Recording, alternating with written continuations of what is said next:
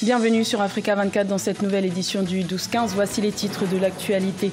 Les aéroports algériens sont en état d'alerte. Le trafic de stupéfiants est en hausse de plus de 49%. Les autorités préconisent un renforcement du dispositif de sécurité et de contrôle.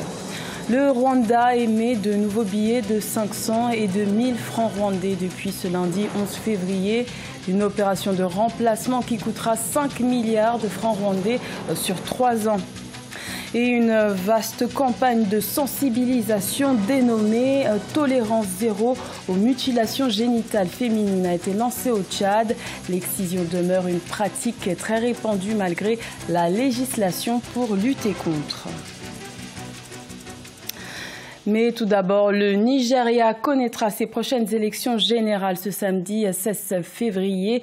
Plus de 84 millions d'électeurs sont attendus aux urnes pour notamment élire leur président de la République.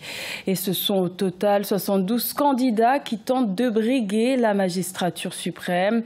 Mais c'est surtout un duel très serré qui semble se dessiner entre le président sortant Muhammadu Buhari, candidat à sa propre succession, et son principal rival et ancien vice-président, l'opposant Atiku Abubakar. L'une des principales attentes de la population est la tenue d'un scrutin transparent sans fraude électorale. Les aéroports algériens sont désormais placés sous haute surveillance. Le dispositif de sécurité et de contrôle a été renforcé par les autorités pour lutter contre le trafic de stupéfiants. L'objectif étant d'empêcher les personnes faisant l'objet d'enquête de quitter le territoire algérien. Vina Nodin. En Algérie, les aéroports de tout le territoire national ont été placés en alerte maximale et les contrôles de sécurité y ont été renforcés. La cause, le trafic de drogue. Ces mesures de sécurité ont été instaurées suite aux saisies de 300 kg de cocaïne à Bourg-Médès. Les services de sécurité veillent à ce que les personnes visées par les enquêtes ne quittent pas le territoire national. Un pays qui est réputé pour être le pays qui permet le trafic de drogue n'est pas un pays qui a une bonne réputation. Je crois que c'est l'État militaire, ils auront tout ce qu'il faut, ils ont tous les instruments de répression qui conviennent pour arrêter ça. Depuis le début de l'année 2019, les services de la Direction générale des douanes ont procédé à d'importantes saisies d'équipements sensibles, de stupéfiants et de devises. Le trafic de drogue a enregistré une hausse remarquable de 49,18%. Les services de la Sûreté nationale de la capitale ont enregistré 99 325 affaires durant l'année 2018, dont 69 012 ont été traitées, soit une moyenne de 69,98%, portant sur les infractions contre les biens, les droits des personnes, la cybercriminalité et la drogue. La Direction générale de la Sûreté nationale a lancé en janvier 2019 une campagne nationale de sensibilisation au danger des psychotropes. Animée par des cadres spécialisés, cette campagne se destinait principalement aux jeunes. Également dans l'actualité, le parti nigérien pour la démocratie et le socialisme, Taraya, actuellement au pouvoir, a officiellement désigné le 10 février son candidat en vue de l'élection présidentielle de 2021. Et c'est l'actuel ministre de l'Intérieur, Mohamed Bazoum, qui a été désigné pour succéder au président Mamadou Issoufou. Il a donc 2 années devant lui pour mener campagne et tenter de convaincre les Nigériens pour maintenir son parti au pouvoir. Le Rwanda imprime de nouveaux billets de 500 et de 1000 francs rwandais depuis ce lundi 11 février. Ces billets doivent remplacer ceux qui avaient été imprimés en 2013 et 2015 pour des raisons de sécurité. Le coût des opérations s'élève à 5 milliards de francs rwandais sur 3 ans. Reportage de notre correspondant Fratanda Kesenga. Les nouveaux billets de 500 et de 1000 francs rwandais seront mis en circulation à partir du 11 février 2019. Pour un coût de 5 milliards de francs rwandais en 3 ans, ces billets remplaceront ceux qui avaient été imprimés en 2013 et 2015 respectivement. Selon la Banque nationale du Rwanda, c'est pour des raisons de sécurité que ces billets ont subi des changements. À part quelques changements dans la technologie de ces billets, on avait toujours eu des complaintes que ces 2 billets se ressemblaient en quelque sorte. Et puis, celui de 500 francs s'usait très vite. Donc, dès que tous les billets qu'on avait imprimés se sont tous usés, On a été obligé de changer. L'un des objectifs du Rwanda est de devenir une économie sans numéraire d'ici 2024.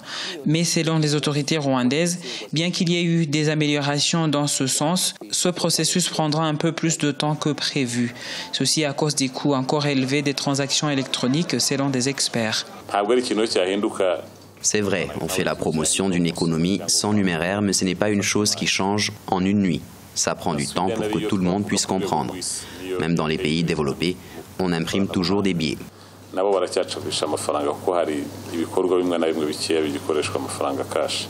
Les changements apportés au nouveau billet incluent les signes de la culture rwandaise, tels qu'un danseur traditionnel sur le billet de 1000 francs ou encore le pont suspendu sur le billet de 500 pour la promotion du tourisme. La Côte d'Ivoire espère désengorger les quartiers populaires avec la construction du 4e pont d'Abidjan. Les travaux ont débuté en juillet 2018. Une enveloppe de 30 milliards de francs CFA a été prévue pour dédommager les plus de 14 000 foyers affectés par ce projet. Mais qu'en est-il aujourd'hui? Élément de réponse dans ce reportage de notre correspondant Oliva Diakotan. Après une organisation non gouvernementale, c'est au tour de certains chefs traditionnels de demander aux autorités ivoiriennes d'indemniser et de reloger les populations impactées par le projet de construction du 4e pont avant le démarrage des travaux. L'opération de déguerpissement est imminente, mais l'indemnisation et le recasement tardent à se concrétiser pour certaines personnes. Le projet du 4e pont sera menacé. Peut-être on va même qu'il y aura les grèves ou les gens vont se lever encore pour lui faire blocage aux travaux. Pour dire qu'il faut forcément que non, on les recase. Donc moi, ce que moi je peux dire à travers votre micro, c'est d'interpeller seulement l'État de Côte d'Ivoire à être regardant sur tout ce dossier. Les chefs traditionnels se félicitent néanmoins de la décision du gouvernement de renoncer à la destruction de 108 habitations d'Adjamé village dans le cadre de la construction du 4e pont. De juste milliers trouvés, donc le village d'Adjamé ne sera pas déguerpi. Le village d'Adjamé va rester où depuis Belle-Luette, le village d'Adjamé est, mais seulement c'est le pont qui sera tout juste décalé. Et je suis ravi et je suis tellement content parce que nous, en tant que chefs traditionnels, qu'est-ce qu'on recherche à la fin? C'est la paix, la cohésion sociale et la réconciliation. D'un coût global de 109 milliards de francs CFA, le lancement des travaux de construction du 4e pont a été effectué en juillet 2018. Cette infrastructure traversera les communes de Yopougon, d'Atekoubé et d'Adjamé. La mutilation génitale féminine est un phénomène qui prend de l'ampleur au Tchad malgré la mise en place d'instruments juridiques. Une campagne de sensibilisation a été lancée le 6 février à l'occasion de la journée mondiale contre l'excision. Mais ce phénomène inquiète les organisations de la société civile. Reportage de notre correspondant Mahamat Ramadan. Commentaire Marie-Colette Baba-Sagana. Au Tchad, environ 40% des jeunes filles ont subi des mutilations génitales malgré les conséquences sanitaires qu'engendre ce phénomène d'après un récent rapport de l'UNICEF. Pour lutter contre ce fléau, les organisations de la société civile ont organisé du 6 au 10 février 2019 une vaste campagne de sensibilisation contre l'excision des filles. Pourquoi les gens le pratiquent? Parfois c'est par habitude, par suivisme, je dirais même par ignorance. Et comme ils disent que c'est dans leur culture, ils ne cherchent pas à comprendre pourquoi ils le font. Il m'est déjà arrivé de faire mes enquêtes et de poser des questions. Pourquoi elles pratiquent l'excision?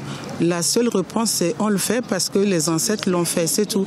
Selon les organisateurs de la campagne, les mutilations génitales provoquent les infections des organes génitaux qui peuvent être à l'origine de stérilité. Mais en dépit de l'existence de plusieurs lois pour lutter contre ce fléau, ce phénomène associé aux rites et aux traditions persiste à travers le pays.